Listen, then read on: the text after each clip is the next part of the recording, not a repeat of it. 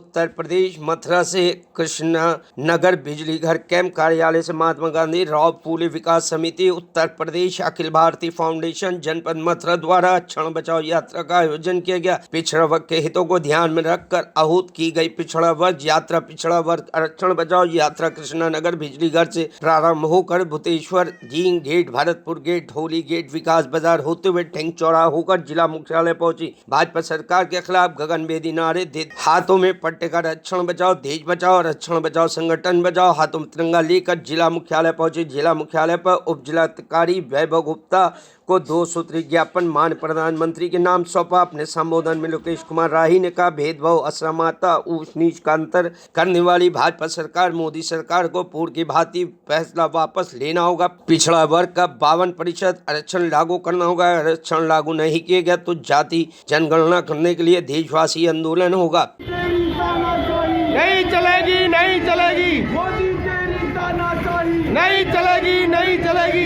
ये सरकार वो सरकार, ये सरकार वो सरकार, दलाल बड़ुओं की सरकार।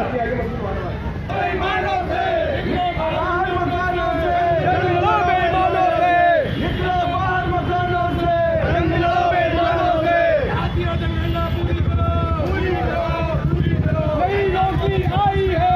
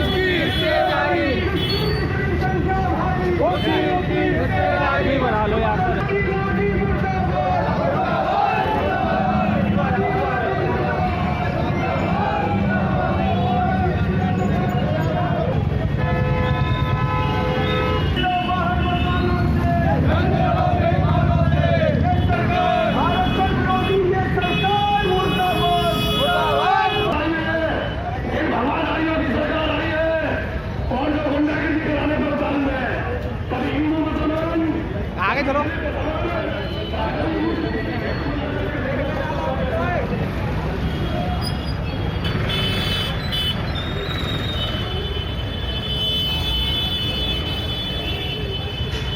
ज्योतिराव फूले विकास समिति और अखिल भारतीय समता फाउंडेशन के द्वारा कृष्णा नगर बिजली घर से डी गेट भरतपुर गेट कोतवाली रोड और होली गेट विकास बाजार होते हुए मथुरा में आरक्षण बचाओ यात्रा सभी वर्गों के सहयोग से पिछड़ा वर्ग के प्रमुख साथियों के सहयोग से ये आहूत की गई है।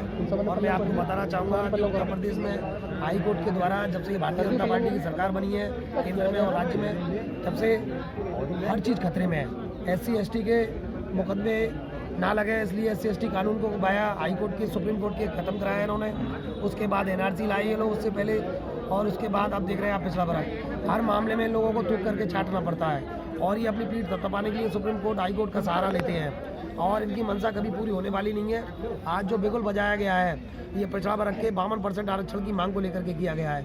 आज हमने माफ कीजिएगा, हमने प्रधानमंत्री जी के नाम जो भारत के पिछड़ों के नेता हैं और बड़ी अपनी पीठ थपथपाते हैं और कहते हैं कि मैं पिछड़ों का नेता हूं, और वास्तव में पिछड़ों ने उनको वोट भी दिया था। लेकिन क्या हुआ, उनकी सोच का परिणाम देखिए, उनकी असमानतावादी सोच का परिणाम देखिए कि उन्होंने कोर्ट की आड़ लेकर के ओबीसी का रिजर्वेशन खत्म करा दिया।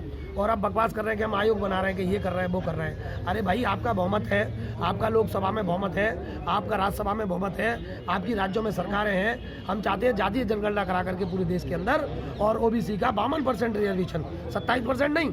अगर वास्तव में पिछड़ों के आप हिमायती हैं, वास्तव में आप पिछड़ों के दिल में थोड़ी सी जगह है आपके लिए, तो आप 52% रिजर्वेशन लागू करिए और देश में जातीय जनगणना कराइए। क्योंकि हम चाहते हैं कि जातीय जनगणना कराना, इससे क्या होगा, दूध का दूध पानी का पानी हो जाएगा। क्योंकि कुछ लोग 85% नहीं 90% संसाधनों पर कब्जा करके बैठे हैं, जिनकी संख्या 10% भी नहीं है, 3% भी नहीं है। लेकिन कुछ लोग जो 90% हैं, उनके पास 3% भी संसाधन नहीं है। इस देश में असमानता मिटानी है, इस देश में गरीबी मिटानी है, इस देश में सामाजिक न्याय के लिए, आर्थिक न्याय के लिए, राजनीतिक न्याय के लिए जातीय जनगणना करा करके और पूरे देश में संसद में प्रधानमंत्री मोदी जी से निवेदन है कि जल्दी से जल्दी संसद में बिल पास करा करके जातीय जनगणना करा करके पिछड़ा वर्ग का 52% रिजर्वेशन लागू किया जाए। और हम ये चाहते हैं, अगर 52% रिजर्वेशन लागू नहीं हुआ तो हम एक माह बाद बड़े पैमाने पर, क्योंकि मद्रास एनआरसी का भी आंदोलन शुरू हुआ था और मद्रास जिस पर और ये भी आंदोलन शुरू हुआ है और ये कार्यक्रम सफल होगा।